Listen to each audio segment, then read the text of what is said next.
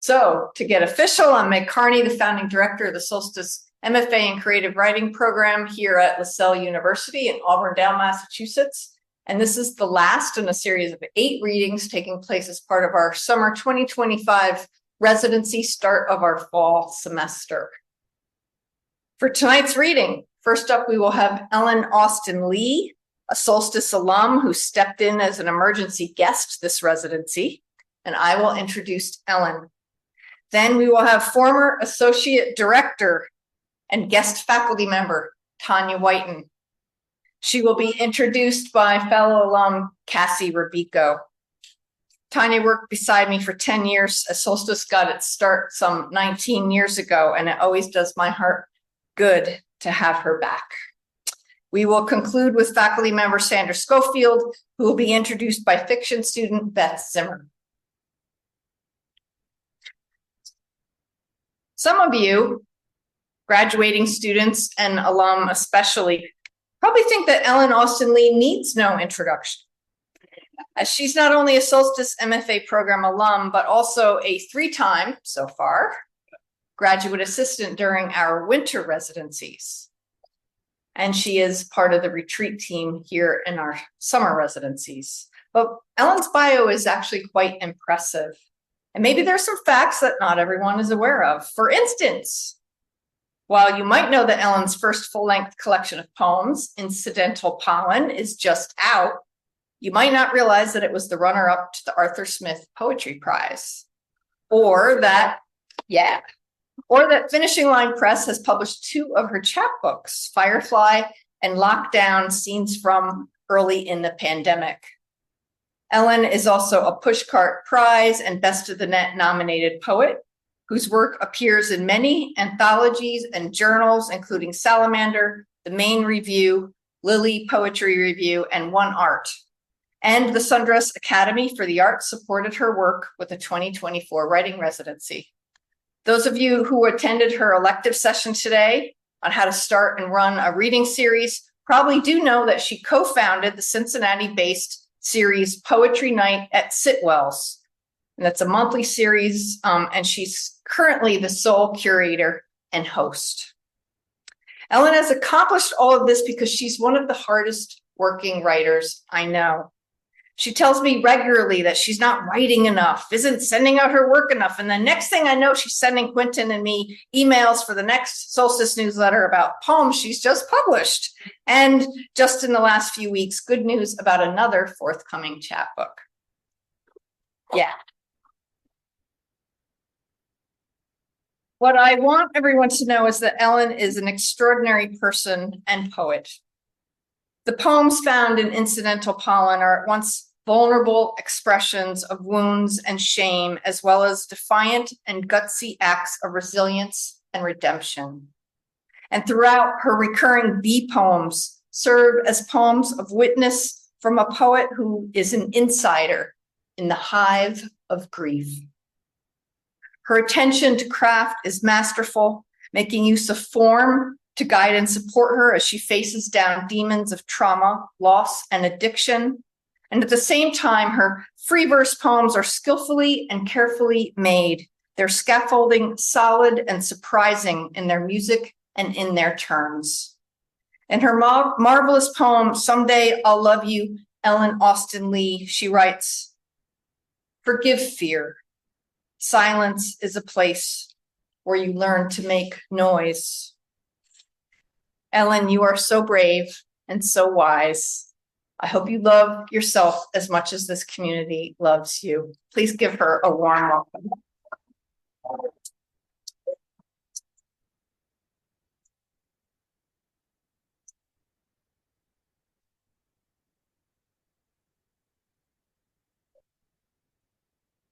Just in case.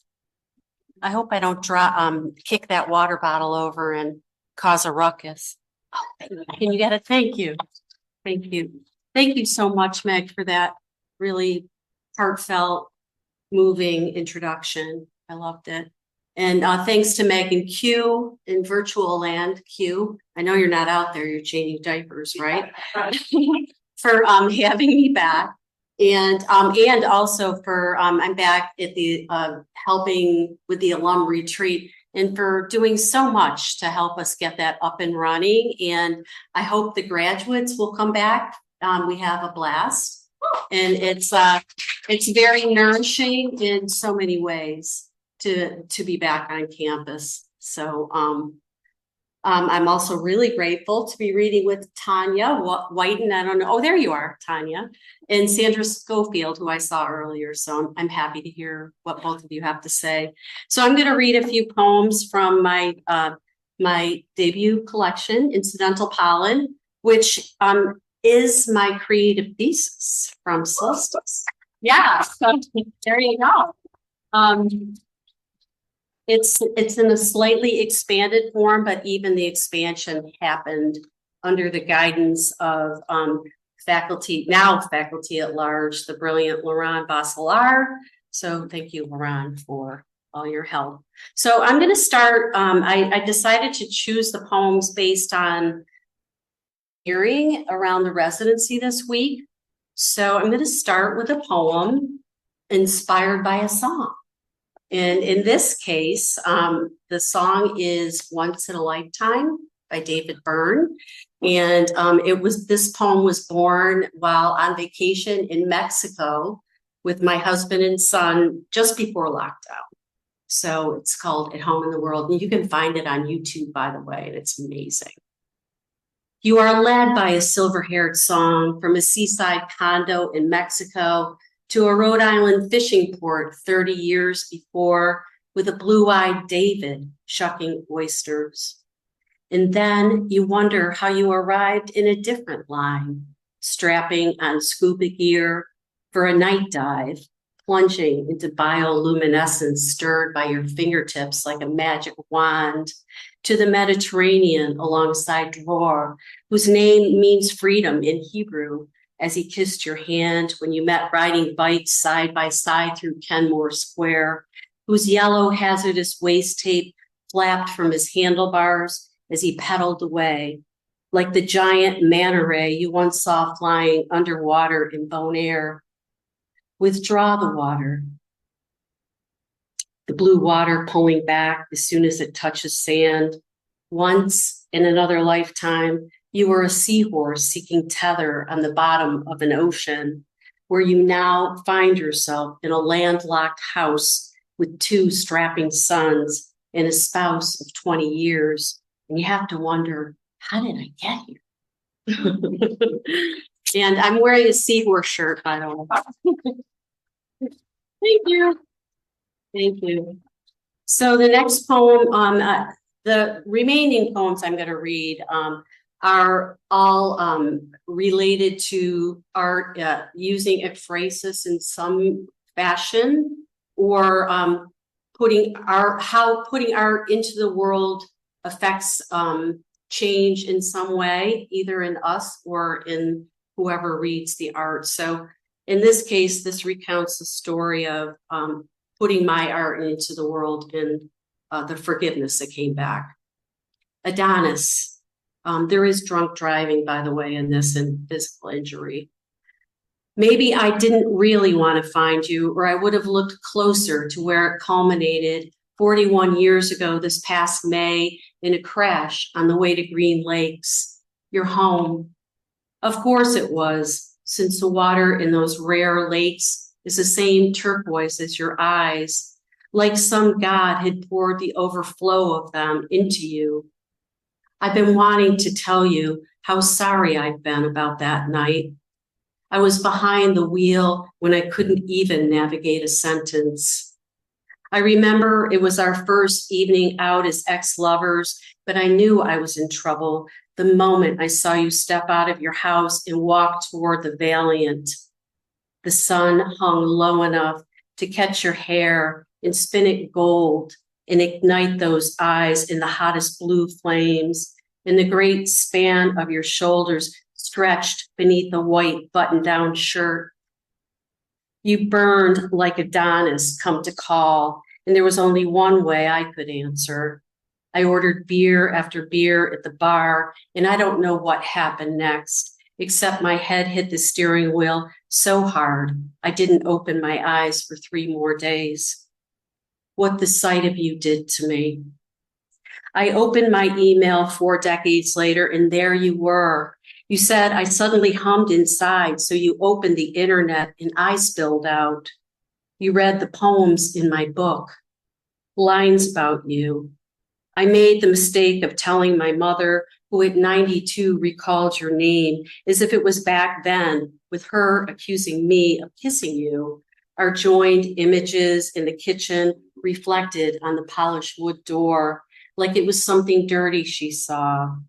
She never liked us together, our heat, how our hands always touched each other's bodies. One day she called me back into the house when my leg draped over yours while we sat on the front walk. Love, filthy love, desire and shame stained in a way only buckets of booze could scrub clean. And this left you broken on the side of the road. You said, I don't owe you amends. It's enough that no one died.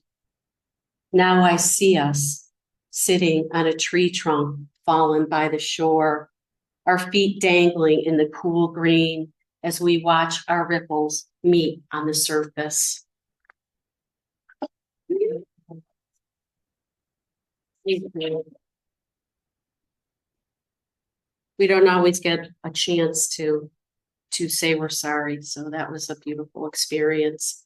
So I'm going to read one of the bee poems. There's only 7 of them in this collection, but they do kind of have a pretty solid thread in the book.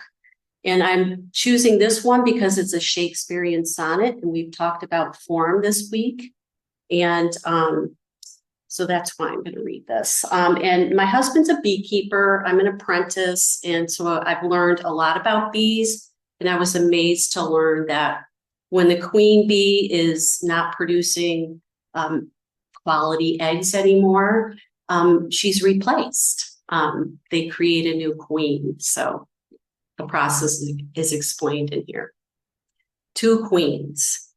I am the spent queen, this crown tarnishing. I'm aware you prepare to replace me. You see, I sense royal jelly stirring in the nearby cell, some lowly bee soaking in the bath, her body jeweled as she receives. How quickly I'm deposed.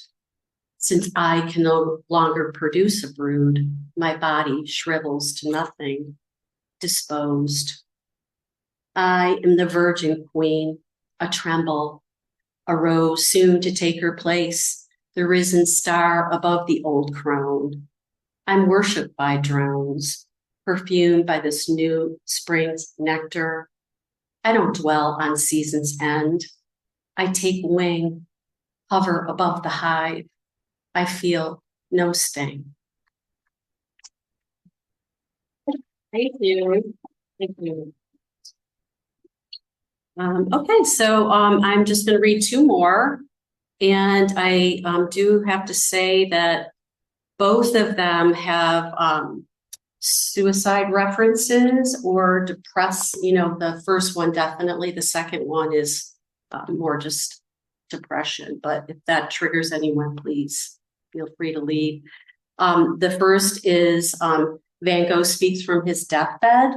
And I write towards the final lines of the poem that, of course I do that, but those happen to be supposedly Van Gogh's last words. And I wrote this in response to, or I was inspired by the climate in the country, which has only gotten worse. I mean, this was several years ago, and I was very upset about the hatred that I was feeling.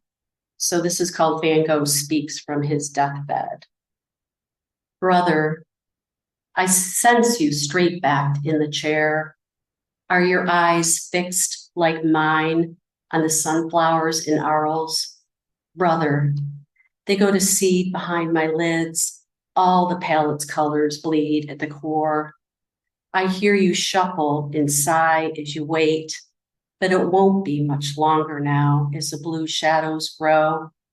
Each breath is stacked like hay, a heaviness I struggle to push across this field, this country, a hole opened by a bullet within. I know you must ask why I welcome this red bloom in my gut. No more painted escape. Stars swirl. Let me save these last words for you. The sadness will go on forever, Theo. I know that's sad, but it's so great to have art to put our, a place to put our disturbed feelings. So the final poem is the final poem in the book, and it's very cleverly titled Special Exhibit, which was literally the name of the exhibit I saw at the Cincinnati Art Museum. It's a video installation, and this is how art can change. It changed me, how it can change a person. I've been on a string of so many days hung low. The truth is, I'm often tired of being alive, of daylight streaming through the translucent glass of my body, my virgin rebirth, discarded diamonds. I'm the water in fountains people dance past. These days weave together on a loom, an unfinished tapestry with a repeating pattern, spoiled wool, dank, with rare flashes of gold. The truth is, I'm often tired of being alive, though I know this mantle can unravel with a pull on the thread. I trudge up concrete steps into the art museum, muscles sobbing with repetition. This desire to rise above the carved marble of my heart, pushing me inside the air-conditioned hallway, where winged statuaries usher me up, up, up, hushed into the darkened gallery. Shush, whispers metal brush on cymbals. The drummer on one screen of 9, each in a room of a ramshackle mansion, alone. I sit as I am, weary of living. Then the banjo is played with a bow, piano strings plucked. A baby doll voice coos me out of myself. A lone musician in each video plays their own part. A cello swallows a little bird. She disappears behind her instrument, but her voice still flies in the space beside her. Cigar smoke curls above a baby grand. A sunken scar extends like a headband across a bony black man's bald. I know his skull was once lifted, something removed, like the melancholy tumor fixed in my brain. I get tired of living, though I know I'm not supposed to feel this way. I'm not allowed to say it. A ginger beard in a bathtub strums the guitar and leads the lyric, a poem set to melody, looped like every day, restarted at the end of the last. A cannon explodes on crescendo, draws a crowd toward the scene. I know beauty will repeat if I stay. I am the naked girl lying on her side, back to the camera, sculpted scapulae in repose. Distant harmonies stir her. By the end, she awakens and pulls on a satin slip, moved to get out of bed, to stand, to join with the others again. That's the thinking.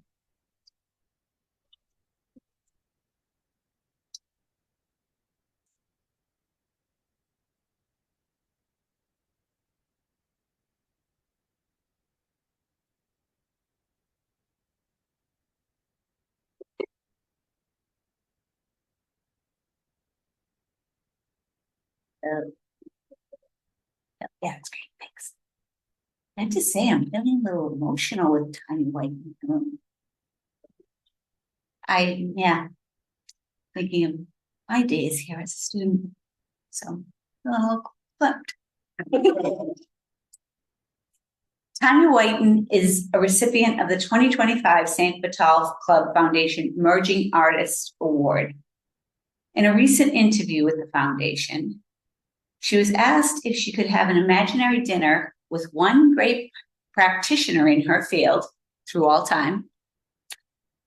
Who would it be? This was Tanya's answer. Quote, "Tough question. Meeting your heroes is sometimes ... disenchanting. But if I could have dinner with any one brilliant writer, it would be the late, great Randall Keenan. One of our most wide-ranging and engaging conversationalists I've ever known." Now, I imagine our ever so humble and beloved Randall Keenan, upon hearing this, his head slightly tilted, looking up over his glasses and saying, "Tanya, my dear, a great conversationalist is only as good as its counterpart."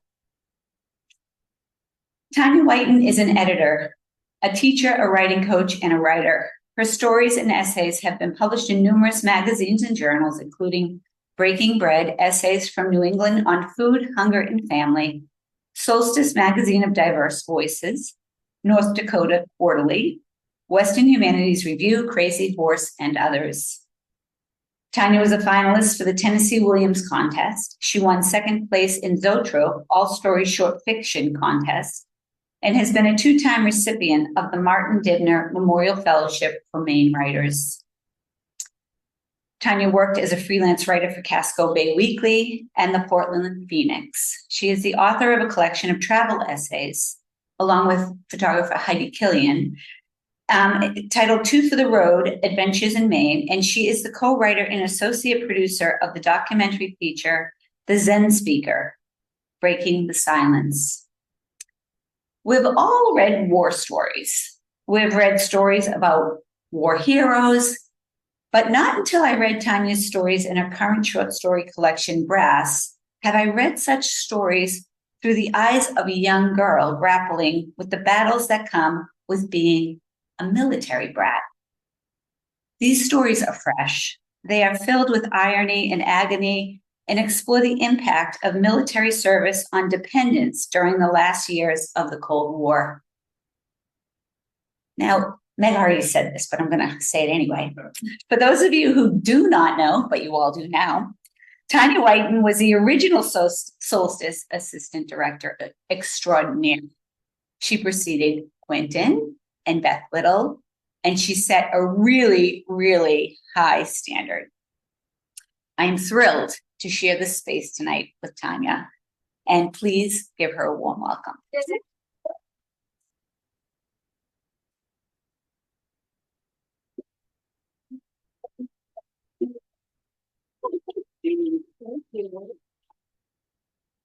Thank you so much. It's really exciting to be back here and see this community thriving and growing. And Meg, thank you so much for having me. It means a lot. Cassie, thank you for the beautiful intro.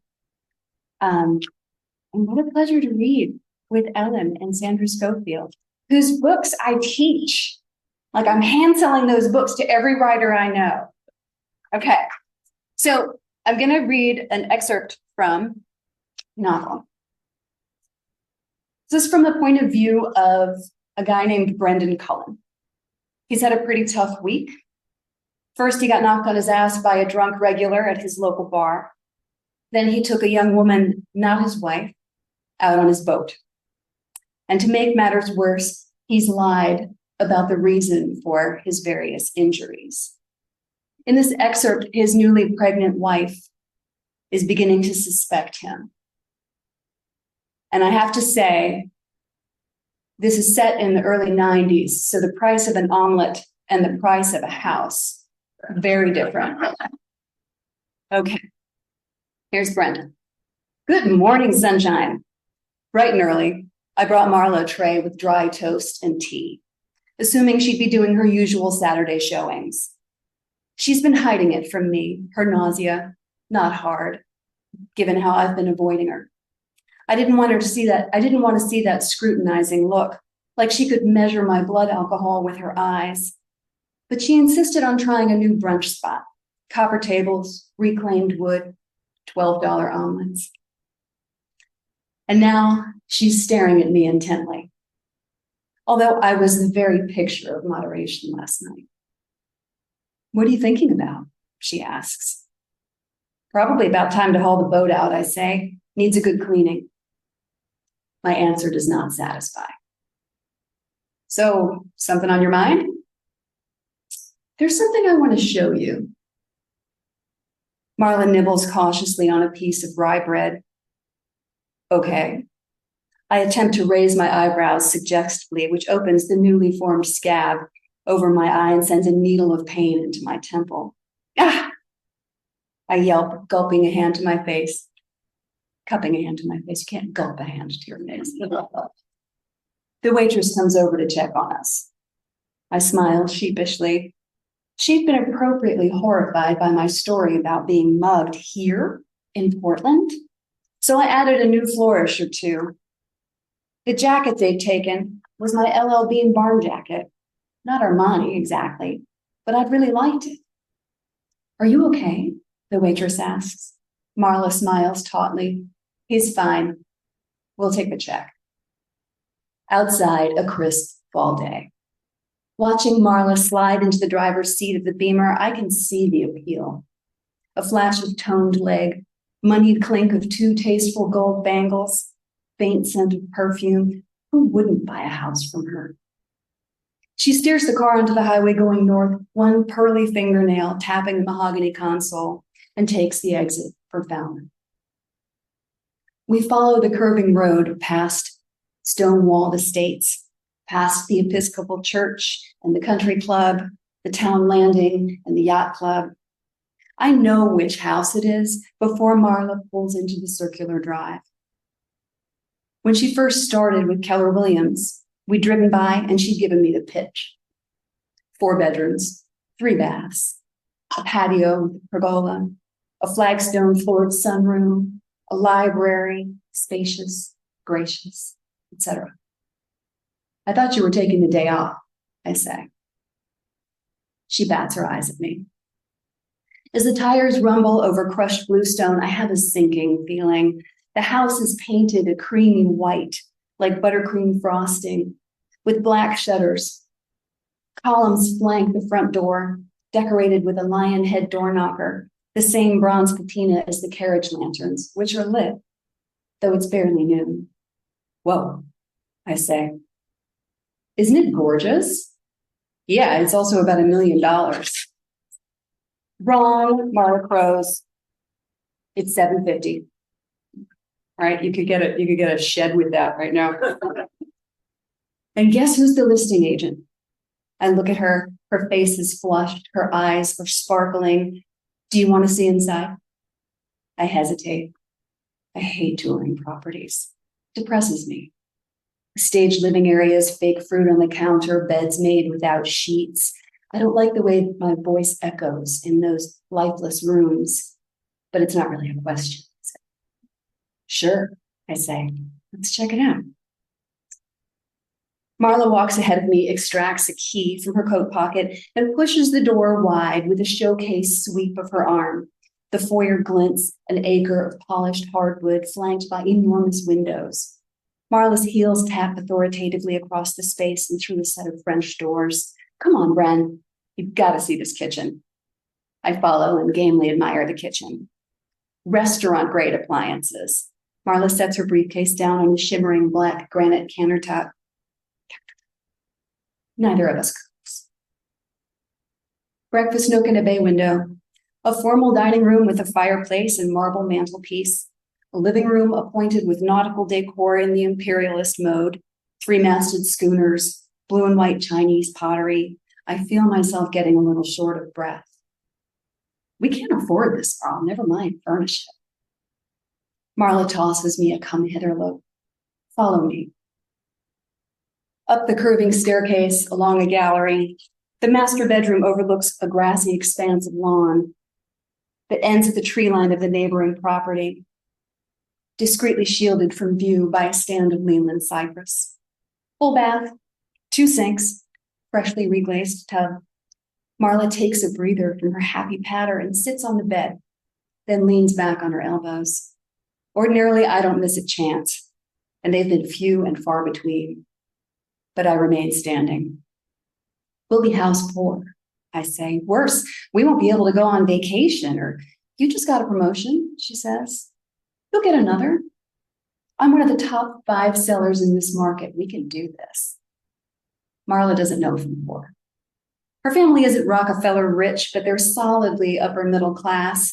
Marla, my princess, has always gotten what she wants.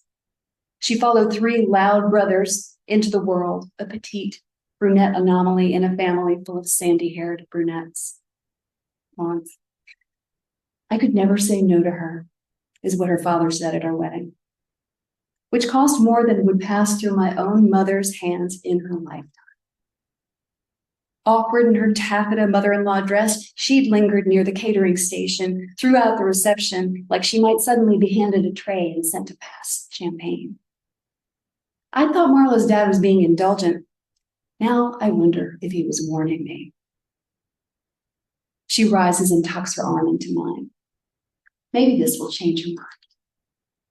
We walk down the hall, past a series of guest bedrooms, one of which has been converted into an office, toward a closed door on the opposite side of the stair. She opens it, ushering me in.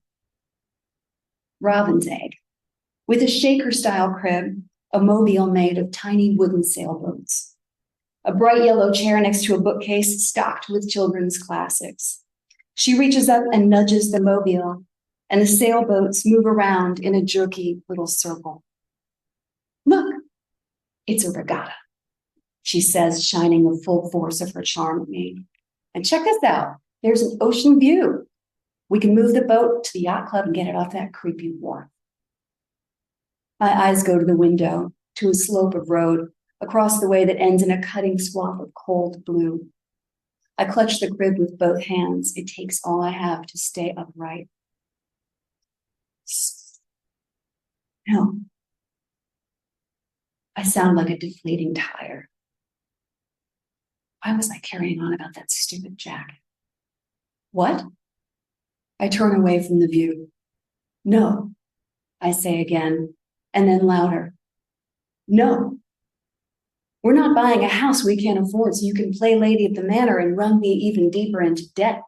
And do you have any idea what club dues cost in a place like that? It's not happening. The shocked expression on her face gives me a little thrill. I make the mistake of turning back toward the window.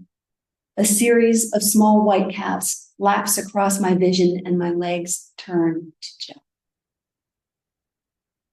Marla guides me to a chair, looking closely into my unfocused eyes. Make them stop. I point at the sailboats still bobbing around. I think I'm going to throw up. Not in here, she says. Hold on. She trots down the hall and back, armed with a small wastebasket and a towel. I'm sitting with my head between my knees. A brief but grotesque performance, and the scab over my eye opens up again. A trickle of blood edges into my peripheral vision. I sit there with a glass of water while Marla cleans up the mess, my gaze firmly fixed on my shoes. She comes out of the bathroom, a roll of paper towels tucked under one arm, the smell of bleach cutting through her perfume. She looks at me without smiling.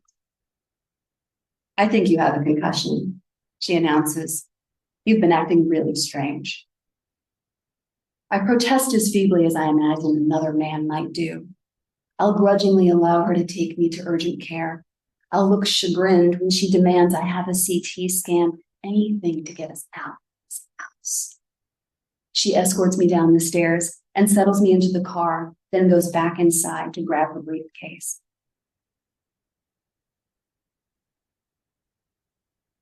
She waits with me at the urgent care.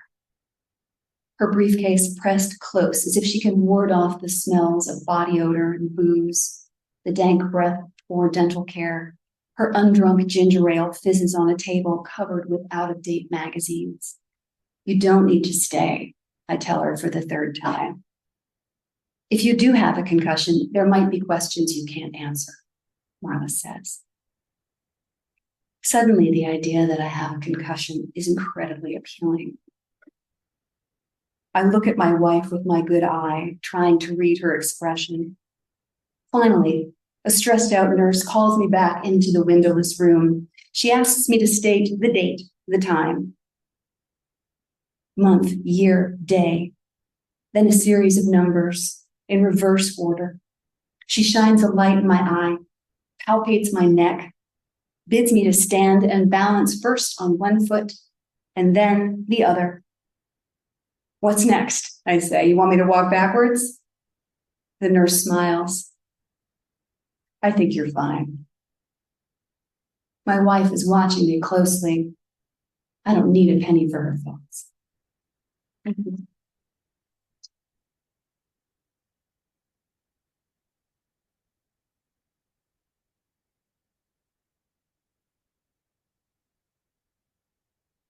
Hello, it is my pleasure to introduce Sandra Scofield. When I first started even researching Solstice, the first person I talked to was Meg, and then Q, and then Sandra. Sandra, I worked with her for the first semester.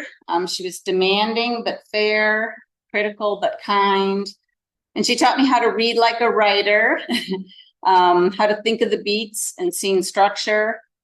And when I had struggles, when I couldn't really hear what she was trying to ask me to do, she actually sent me one of her novels. She had little notes in the margins to show me physically how to think about craft and what to do. Sandra is a teacher. She's taught students of all ages, elementary, high school, university. She's been teaching at the Iowa Writing Festival since 1993, and she joined the faculty at Solstice from its inception and was one of the first faculty in 2006. She grew up in Texas, and you can see those Texan and Mexican roots in many of Sandra's works. She's the author of 8 novels, 2 craft books, which I think you were referring to, The Scene Book and The Last Draft, a memoir, Occasions of Sin, which is over there and is personally my favorite book, a collection of essays, a collection of short stories. I heard there's a collection of short stories written about time she spends here, although I haven't gotten my hands on that one yet, and a chat book. She has received a National Endowment for the Arts Fellowship, a Best Fiction Award from the Texas Institute of Letters. She's been an book award finalist, the Willa Cather Award finalist, and her novel Beyond Deserving was a finalist for the National Book Award. She writes about family dynamics, about the relationships between mothers and daughters and grandmothers, also some sons. She talks about grief and loss, about hardship, but also about perseverance and the resiliency of people and those hardship, those times, getting through those hard times. Her newest novel, Little Ships, is over there, and I hear she has another one on the horizon, coming soon, I believe. In a recent podcast with Mike Consul, Sandra said that for her, the satisfaction of writing is the sheer pride of creating craft. She says it's intellectually stimulating, and she likens it to a puzzle where you put the pieces together to make a whole and create something beautiful. But she said at a deeper level, she said that the writing is also ultimately about the creation of an alternate family and her relationship with those characters. And if you didn't know it, Sandra is also a painter. And so there's actually a card over there, and you can go check out some of her paints as well. So please help me welcome Sandra Scofield.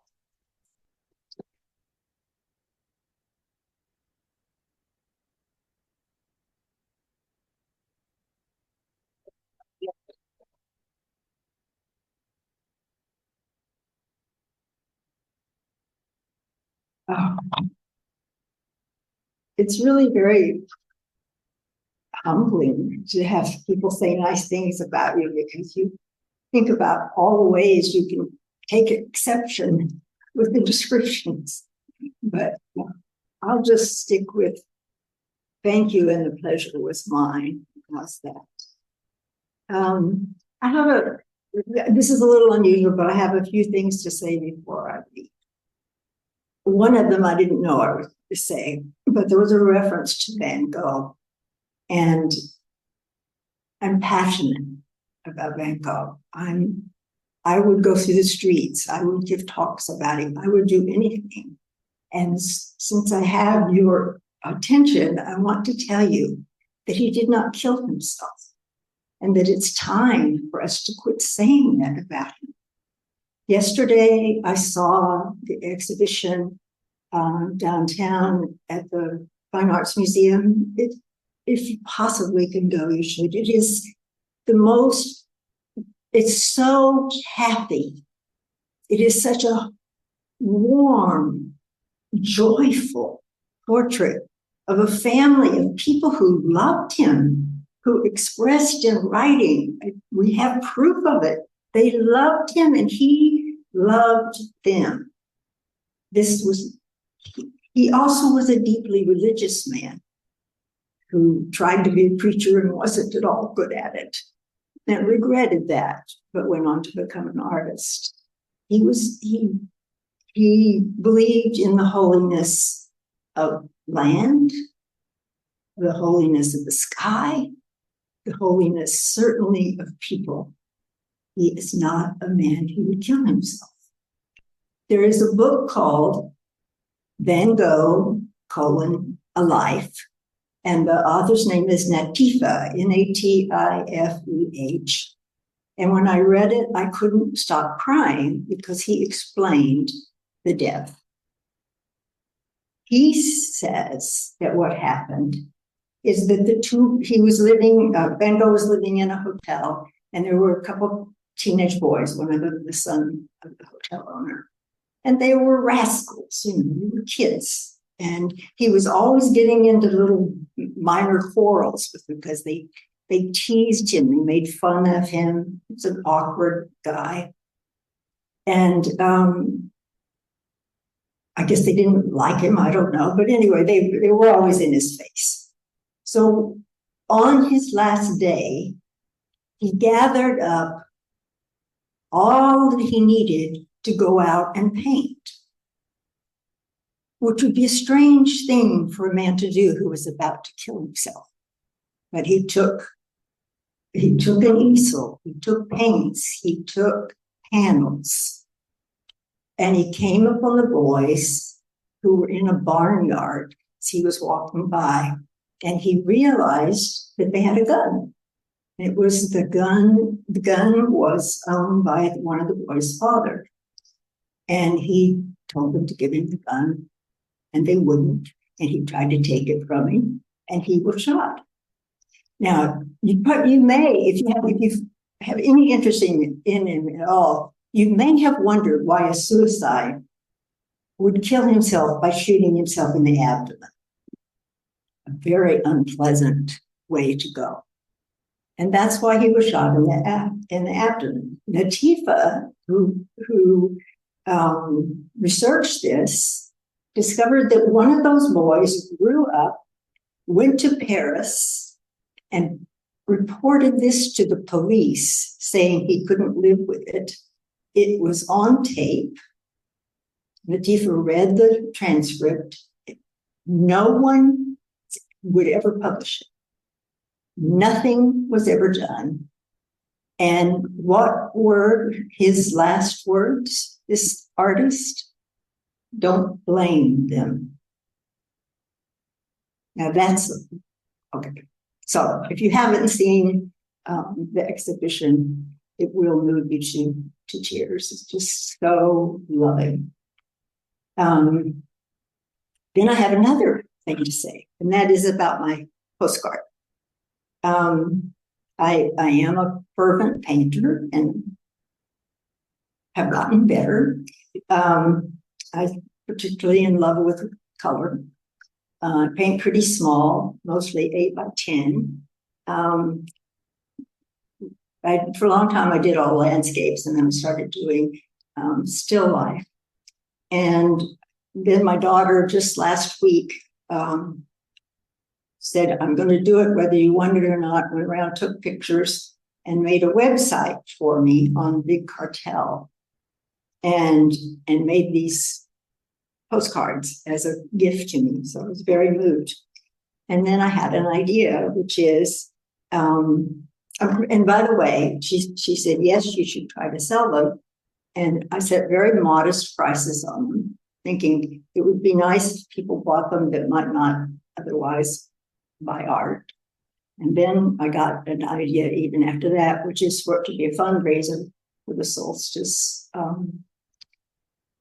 scholarships. So from now to the end of the year, once I pay for the board it's painted on, I'm going to give whatever I get for my paintings to Solstice. I've had this has been a pretty wonderful run. And I also would like to say that it's extraordinarily moving to me to, be here with the two women that I'm reading with, both of whom I've known a really long time. And in fact, Tanya more or less saved my life. Like almost 20 years ago, I arrived not feeling well. And that night I called her to ask if she had some Tylenol. And when she came and felt me, I was burning with fever. There was an ambulance there in no time, and she was in the ambulance with me, and she was in the emergency room with me. And when they diddle-daddled along, she said, feel her back, she's burning up with fever. And I was. And obviously I survived, but it was, I had septic pneumonia. So I didn't exactly teach that particular time, but I have every year since. So all that said, I've put something together from my book, Little Ships. It's not exactly an excerpt, it's an excerpted excerpt. Little Ships is the story of a family after a tragedy, the death of the mother of two adolescent girls. The story has two major protagonists, the grandmothers. I've juggled the text to create a story about one of them, Helvi Becker. She is a Swedish immigrant whose parents died when she was still a teenager, so that she inherited the small farm. Up the road, on another farm, there were three brothers, and in that family, the oldest would inherit the farm.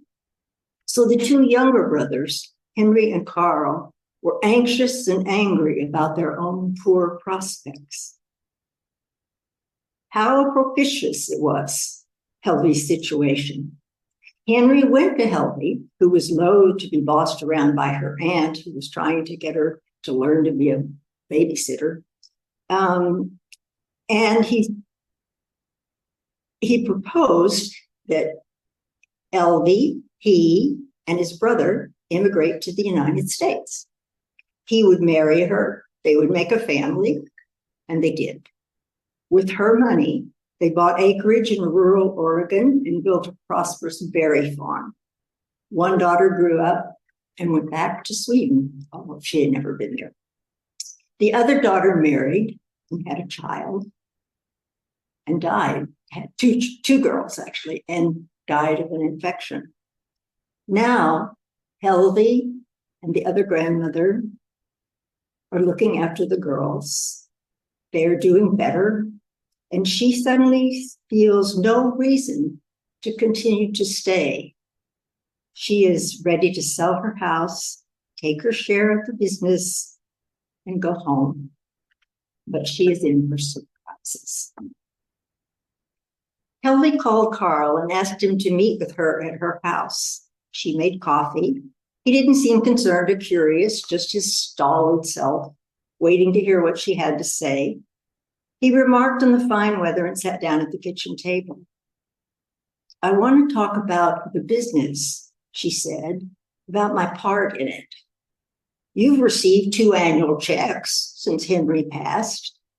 It was true, she received payments. But in the second year after Henry died, it dropped to a quarter of what it had been the year before, and there was no accounting to accompany it.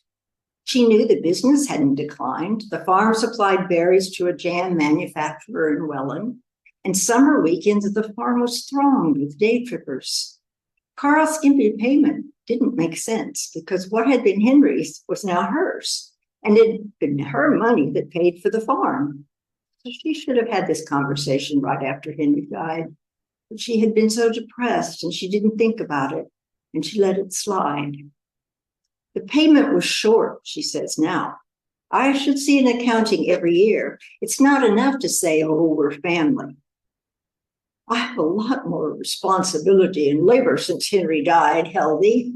I paid myself a salary, and I paid my son Colin an hourly wage last summer, and I bought more acreage.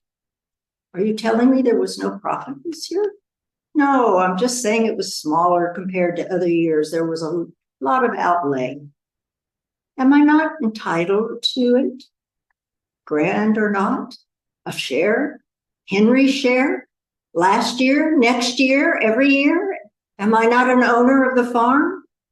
Carl shifted in his chair and scowled. Elvie knew he was uncomfortable, but she didn't care. Well, he finally said, no, you aren't entitled to Henry's share. You aren't entitled to any income at all. You didn't work the stands last summer. You don't tend the bushes or do the accounts. We should have talked about this long ago. Now, I know you're secure. You have Henry's Social Security payments. You have a house. And up to this minute, you could expect a payment out of the profits of the farm once a year because I choose to give it to you. Half of Henry's share, a gesture of affection and respect. That's what he asked me to do. She was stunned. The business belonged to Henry, you, and me. Ivy, his wife, who was Swedish-American, had married Carl almost 10 years after the 3 immigrants had arrived in Frost Valley and had no share. But Helvey had a fleeting thought that she might be in for a surprise someday, too. Carl said, well, I'm sure sorry, Helvey. There's a big misunderstanding here. You and Henry owned your house. Now you own it. Ivy and I own our house. Henry and I own the farm, and now I own it. She felt cold and dizzy. This was Henry's fault for not writing a will and her fault for not insisting on it. He had told her years ago that it wasn't necessary. She tried to remember. He said something like, with the house deed, we don't need to pay some fancy lawyer to draw up a will. She felt herself coiling inside. A house deed. It was in a metal box on a shelf of cabinet in the living room. But the deed for the land? She didn't know if she'd ever even seen it. It was her fault, of course, because she handed over the money all those years and signed something, but maybe it wasn't the deed. She didn't know because she hadn't had questions. She had been 19 years old when she married Henry. She had been an ignorant country girl setting out on an adventure. Maybe we better have this conversation before a judge, she said. Now, Helvey, don't get your skirt in a twist. I'll take a copy of the deed to a lawyer, and if you get right down to it, well, you should have a reasonable salary, Henry. The profit ought to be mine. I bought the land. Carl smiled, and that made Helvey shiver. You're not on the land deed, Helvey. You never owned this property. Henry and I bought it as joint owners. And when Henry died, it became mine. Just come to the house and I'll get the deed out and you'll see it. I'll show you and you can make a copy. I don't have to give you anything at all. I've only done so because you're his widow. It was my money. I don't know anything about that. Henry had the money in hand and he said both of us would be on the deed, that we were going to farm and prosperous together. But inheritance law says that a husband's property passes to the wife. Well, it was joint property, his and mine, and now it's mine. Go get a lawyer if you like and let him tell you the same thing. She saw stars. She forgot to breathe for a minute. Then she felt old. She didn't know if Carl was right, but she sure was going to find out. She did know now that Henry had intended for Carl to own the land if he died first. He thought to protect his brother against the possibility that Helvey might sell the land. He didn't protect her against anything. He had loved his brother more than his wife. Henry and Carl had stolen her inheritance, and she had let them. When she had a chance, Helvey told Ivy about the deed, and Ivy didn't believe her. There had to be a mistake, she said. Helvey shook her head and didn't argue. Then Ivy said, well, there had to be a reason.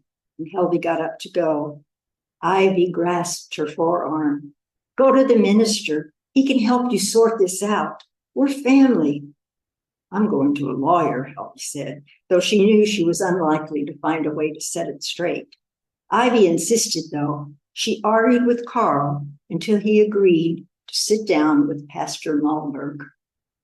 I'm not promising anything, Carl said. I'm looking for the pastor to help you understand that you don't have a leg to stand on. Business and kinship are not the same thing. The visit to the pastor lasted 15 minutes, and then he told them to go home, to pray, and if they needed to come back in a week.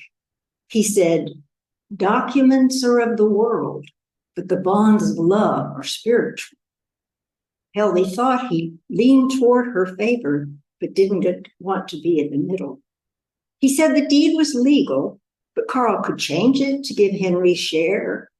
The second time, Carl opened the discussion, saying he had vowed that it would be a great relief to have Helvey and her coral out of his hair, and he was prepared to raise the annual amount he paid to her, though he didn't say anything about how much he had in mind.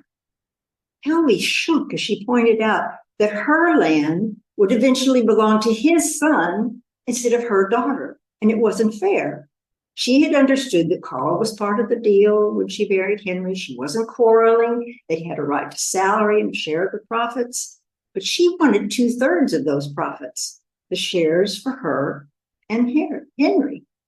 And she wanted Ellen, her daughter, to be an heir along with Carl's sons. It was only fair. Carl turned bright red and had a coughing fit and stomped out. So then Helvey went to see a lawyer with a Xerox copy of the deed Carl had given her. The lawyer had been recommended to her by the nice handyman, Otto Hagen. The lawyer shook his head and rubbed his hands together. I never saw a situation quite like this, he said. But I can tell you that families cheat each other, coming and going. It might have been ignorance, it might have been bad advice, you all being immigrants and such. Perhaps your husband thought his share would pass to you. That would have been tenancy in common. But this deed is joint tenancy, and your brother-in-law does solely own the land as survivor. Now, I don't know how this compares to ownership inheritance in Sweden, but I think what we have here is a misunderstanding. Dumb Swedes, Elby thought he implied, her own country. And she thought, and I have to pay him for that. She finally decided to ask Carl to pay her what she had put into the land originally. When the attorney heard the amount, he pointed out that she would be better off taking shares from Carl. To be fair, at the very least, he said, they would need an appraisal of the farm, a consideration of the decades of Henry's labor, and starting from those figures, they would have to arrive at a fair payment for her to surrender her claim, etc., etc. Her head was spinning. She finally told Carl she wanted to settle this matter right now. She didn't want to quarrel forever and ever.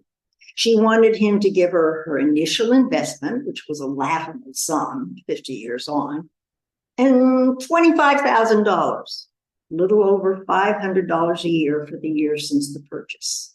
She thought he should borrow it to pay her if he had to, and he laughed. After a few days of anguish, she asked him what he was willing to do. She said he had to give her some consideration, so he agreed to repay her the initial investment of 50 years ago. She had her pitiful steak back.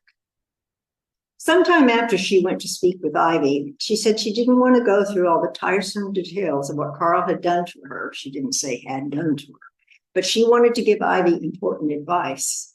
You must demand that Carl write a will if he hasn't.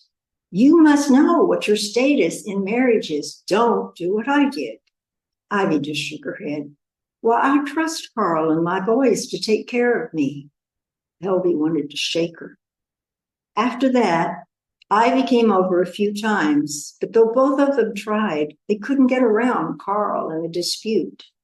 Helby saw how painful it was for Ivy to think that Helby had been cheated or used by the men they loved, and she learned nothing from Helby's experience.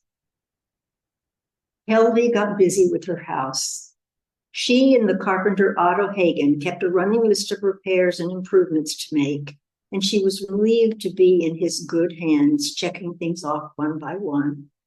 He said the house was very well built and was in great condition.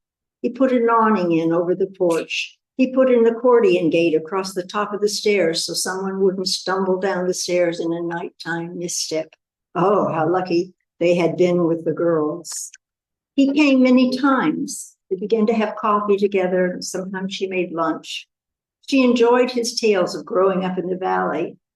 He had been married, but his wife had died young of pneumonia when they had no children. He said he had siblings and cousins and their kids. He had a busy business and family life.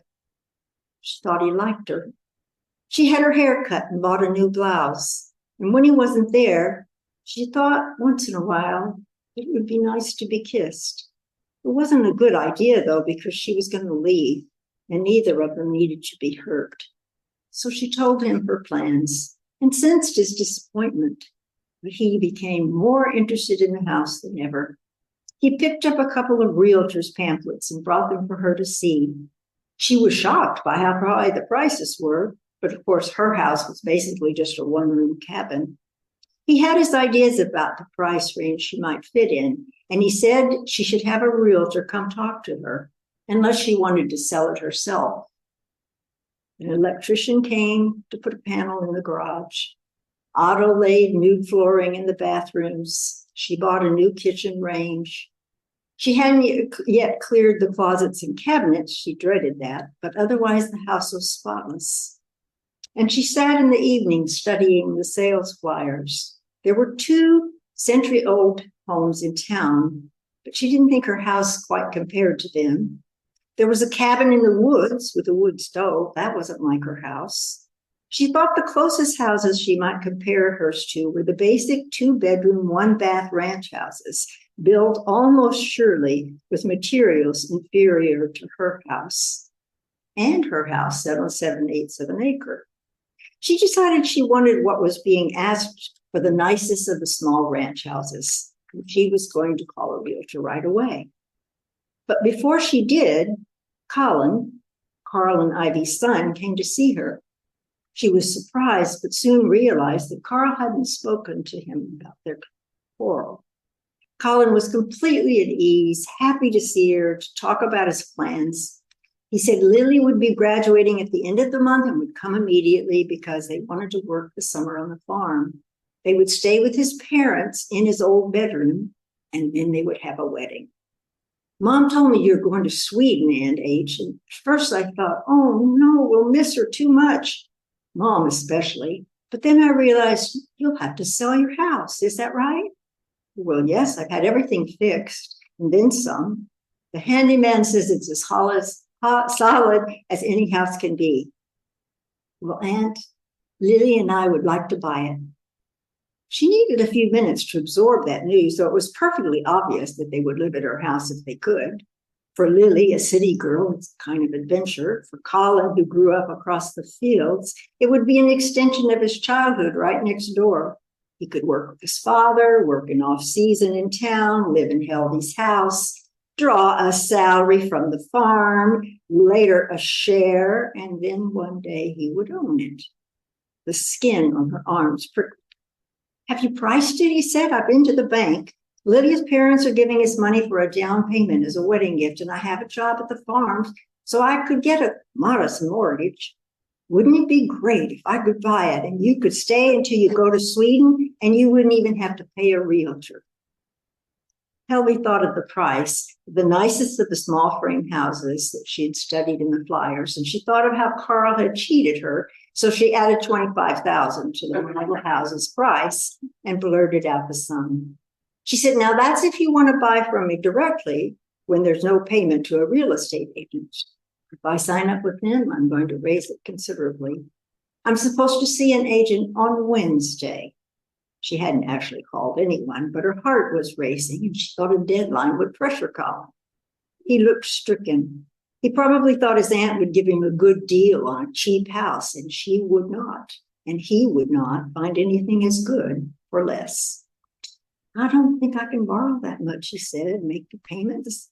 They spelled it out pretty well, so I know my limit. Geez, I wasn't thinking houses cost so much here. Colin, maybe Lily's parents could help her with a larger down payment. Well, they've been awful generous. I don't know if we could ask for more. Then, why don't you ask your father? I can't take less, Colin. I'm going to live on this the rest of my life. Oh, well, yeah, I understand. Absolutely. He looked downhearted and she was surprised that it didn't touch her at all. He was the heir to her farm. She patted his hand. Oh, I'd be pleased to have you youngsters in the house. Keep it in the family. She could see that he was shaken. He gave her a hug and went away. She thought she would really like to see Carl's face when Colin told her how much money he would need to buy Helby's house. She was sure Carl would say, sorry, can't help, though saying no would cost him in another way. Carl didn't say no. He didn't argue with Helby or speak to her. He never spoke to her again. But he did send her a cashier's check, certified mail, for $25,000, and everything was set in motion for the sale of Helby's home to Colin and Lily.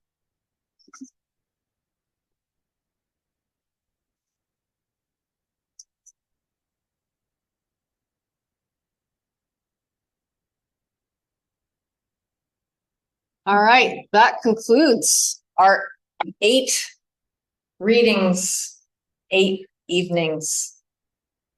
We have one more round of applause for Ellen. Sandra Scofield.